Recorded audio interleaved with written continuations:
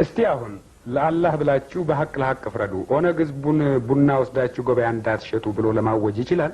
እንደዚያማ ካደረገ ምኑን ለጭቁን የኦሮሞ ህዝብ የቆመ ድርጅት ነው ብለን ደግፈዋለን። ታዲያ ደርግ በስተመውደቂያው አካባቢ እንደ ውዳሴ ማርያም የወያኔና የሻዕቢያን ስም ሲያነበንብና ሲራገም እንደቆየ ግልጽ ነው። ይህን ሰሞን በአዲስ አበባ ከተማ የሚወራው ወሬ ሊጫጭርላችሁ ኦነግ የጎጃምን ክፍለ ሀገር በመቆጣጠር አጋሰስ ወስዶ በዛው ዘልቆ የትግራይን ክፍለ ሀገር ተቆጣጥሮ በትክክል ከአንድ የኢህአዴግ ሰራዊት አንደበት የሰማሁትን ነገር ላክልላችሁ። ነገሩ የሆነው በትውልድ አካባቢ ነው።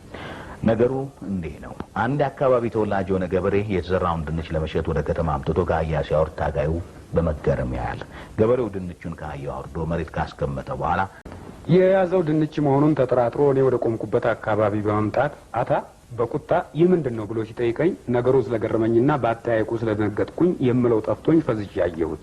ዛሬም ኢህአዴግ ከኦሮሞ ምድር የሚያገኛቸውን ጥቅሞች በኦነግ አማካይነት ይቀርብኛል ብሎ ስለዘጋ ህዝቡን በኦነግ ላይ ለመቀስቀስ ከንቱ ልፋት እያደረገ። እኛ ግን የኦሮሞ ልጆች የምንለው ነገር ቢኖር ኦሮሞን በኦሮሞ መስበር መሞከር በጎበና ዳቼ ያበቃል ብለን ተሳስቶ ከኢህአዴግ ጎን የተሰለፈው ምርጥ የኦሮሚያ ልጅ እንመክራለን። የኦሮሞ ነጻነት ግንባር በምህጻረ ቃል ሲጻፍ ኦነግ እንጂ ኢህአዴጎች እንደሚሉት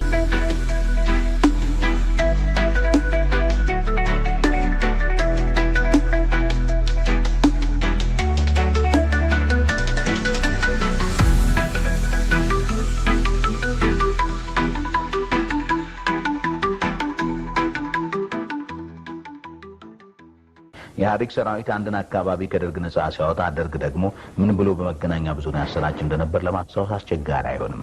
ስለዚህ ደርግ በስተመውደቂያው አካባቢ እንደ ውዳሴ ማርያም የወያኔና የሻዕቢያን ስም ሲያነበንብና ሲራገም እንደቆየ ግልጽ ነው። ይሁንና ዛሬም ቢሆን ኢህአዴግ የደርግን ሲስተም በመጠቀም ህዝቡን ለማሳሳትና እርስ በርሱ ለማጨራረስ በመጣጣር ላይ ይገኛል። እስቲ አሁን ለአላህ ብላችሁ በሐቅ ለሐቅ ፍረዱ። ኦነግ ህዝቡን ቡና ወስዳችሁ ገበያ እንዳትሸጡ ብሎ ለማወጅ ይችላል። እንደዚያማ ካደረገ ምኑን ለጭቁን የኦሮሞ ህዝብ የቆመ ድርጅት ነው ብለን ደግፈዋለን። ታዲያ አድማጮች ይህን ሰሞን በአዲስ አበባ ከተማ የሚወራው ወሬ ሊጫጭርላችሁ ኦነግ የጎጃምን ክፍለ ሀገር በመቆጣጠር አጋሰስ ወስዶ በዛው ዘልቆ የትግራይን ክፍለ ሀገር ተቆጣጥሮ በድንጋይ ላይ የበቀለው ምርጥ የትግራይን ቡና ዘርፎ ወደ መሀል ሀገር በመምጣት ለውጭ ምንዛሬ አዋለው ብለው ሲያወሩ ሰምቼ በሳቅ ጦሽ ብዬ ልቦት ደረስኩኝ። በትክክል ከአንድ የኢህአዴግ ሰራዊት አንደበት የሰማሁትን ነገር ላክልላችሁ። ነገሩ የሆነው በትውልድ አካባቢ ነው። እንደሚታወቀው ሁሉ ሀገራችን ኦሮሚያ ተፈጥሮ ያላትና ለምለም በመሆኗ ሁሉም ይመኛታል። ስለዚህ ይህ ታጋይ የሚኖረው በወለጋ ክፍለ ሀገር በጊምቢ አውራጃ ነጆ ከተማ ውስጥ ነው እና ይህ ሰራዊት የተናገረውን ነገር ስሰማ እንኳንስ የትግራይ ተወላጅ መሆን ይቅርና ሀገሩን ለስራ ጉዳይ ባለማየቴ ፈጣሪን አመሰገንኩት። ነገሩ እንዲህ ነው። አንድ አካባቢ ተወላጅ የሆነ ገበሬ የተዘራውን ድንች ለመሸጥ ወደ ከተማ አምጥቶ ከአህያ ሲያወርድ ታጋዩ በመገረም ያያል። ገበሬው ድንቹን ከአህያው አውርዶ መሬት ካስቀመጠ በኋላ አጋሰሱን አስሮ የታሰረውን የጆንያ ይፈታና ድንቹን ለመሸጥ መሬት ላይ ሲዘረግፈው ያየ ታጋይ ባንዴ ከፊቱ የድንጋጤ ምልክት አነበብኩኝ። ዋ ብሎ ከቆመበት ተስፈንጥሮ ሲዘል አይቼንም ደነገጥኩኝ። ታጋዩ ጠመንጃውን እንዳንቀረፈፈ ጎንበስ ብሎ ከተቆለሉት የድንች ክምሮች አንዱን አንስቶ አገላብጦ እያየ በጥፍር በመመነጫጨር መመራመር ጀመረ። የያዘው ድንች መሆኑን ተጠራጥሮ እኔ ወደ ቆምኩበት አካባቢ በመምጣት አታ በቁጣ ይህ ምንድን ነው ብሎ ሲጠይቀኝ ነገሩ ስለገረመኝና በአጠያየቁ ስለደነገጥኩኝ የምለው ጠፍቶኝ ፈዝዤ አየሁት። ምንም መልስ ከኔ ሲያጣ ጊዜ ወይ የነጆ መሬት እንቁላልም ታበቅላለች ብሎ ሲል በመገረም አየሁት።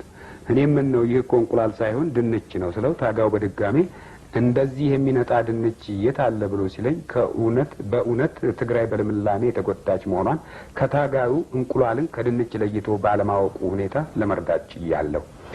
ስለዚህ ያለፉት ገዢ መደባት እንደሚያደርጉት ያድርጋል እንጂ እንደዚህ ለምና ውብ የሆነችውን የኦሮሚያ ምድር የኢህአዴግ ሰራዊት መች በዋዛ ፈዛዛ ይለቃታል? ከባልሽ ባሌ ይበልጣል ይባል የለ። ዛሬም ኢህአዴግ ከኦሮሞ ምድር የሚያገኛቸውን ጥቅሞች በኦነግ አማካይነት ይቀርብኛል ብሎ ስለዘጋ ህዝቡን በኦነግ ላይ ለመቀስቀስ ከንቱ ልፋት እያደረገ ነው። እሾህን በሾህ እንደሚባል ሁሉ ኢህአዴግ ዳግመኛ የኦሮሞን ህዝብ ሀብት እንደፈለገ ሊጫወትበት በኦሮሞ ህዝብ ልጅ ደም ለመንቦጫረቅ ፈልጎ ንጹህ የኦሮሞ ልጅ በጥቅም አስሮ ከአባቶቹ በወረሰው ስልት ኦሮሞን በባርነት ቀንበር ስር ለመጣል እያሰበ ነው። እኛ ግን የኦሮሞ ልጆች የምንለው ነገር ቢኖር ኦሮሞን በኦሮሞ መስበር መሞከር በጎበና ዳቼ ያበቃል ብለን ተሳስቶ ከኢህአዴግ ጎን የተሰለፈው ምርጥ የኦሮሚያ ልጅ እንመክራለን። ስለዚህ እኛ የኦሮሞ ልጆች በሰሜን በምስራቅ በምዕራብና በደቡብ የምንገኝ ሁሉ የምናምንበትና የምንመኘው ነገር ቢኖር በሀገራችን የሀገር ባለቤትነታችን እስኪረጋገጥልን ድረስ እስከ ሕይወት ፍጻሜ ከመሪ ድርጅታችን ኦነግ ጎን ተሰልፈን ለነጻነታችን የምንታገል መሆኑን ብቻ ነው። አዘጋጆች ወይም ጋዜጠኞች ለእናንተ ደግሞ ሳላስገነዘብ የማላልፈው ቢኖር የኦሮሞ ነጻነት ግንባር በምህጻረ ቃል ሲጻፍ ኦነግ እንጂ ኢህአዴጎች እንደሚሉት የኦሮሞ ነጻ አውጪ ግንባር ኦነአግ አለመሆኑን አውቃችሁ በስነ ስርዓት ብትጠሩት ከንጹህ የኦሮሞ ልጅ የምታገኙት ምስጋና ወሰን የለውም። ምክንያቱም የኦሮሞን ህዝብ ነጻ የሚያወጣው የህብረተሰብ ልጅ እንጂ ሌላ ተቀጣሪ ድርጅት አለመሆኑን እንድትገነዘቡ ለማሳሰብ ፈልጌ ነው። አድማጮች እነዚህ ኢህአዴጎች የሰሟቸው እንደሆነ አስረዷቸው። ማወቅ ያለባቸው ነገር ቢኖር ህዝቡ ካለፈው ስራ ስለተማረ በአጉሎሬ አይበገርላችሁም ብላችሁ ንገራቸው። ቸሩን የሚመኝላችሁ ኪሱ ነኝ ከአዲስ አበባ።